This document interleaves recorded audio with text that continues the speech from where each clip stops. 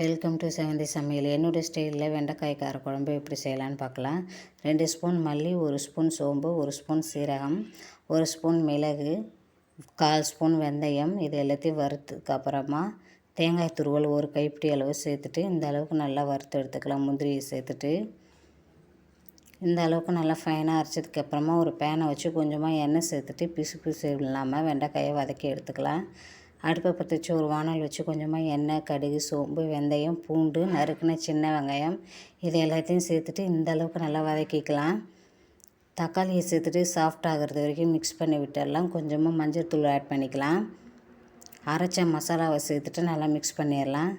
2 கரண்டி மிளகாய் தூள் சேர்த்துட்டு வதக்கி வச்சுருந்தா வெண்டைக்காவை சேர்த்துட்டு அதோட லைட்டாக மிக்ஸ் பண்ணதுக்கப்புறமா புளி கரைசல் சேர்த்துட்டு குழம்புக்கு தேவையான பெருங்காயத்தூள், உப்பு சேர்த்து நல்லா கொதிக்க வைக்கலாம். ஃப்ரெண்ட்ஸ், அவ்வளோதான். பிடிச்சிருந்தா லைக் பண்ணுங்கள்.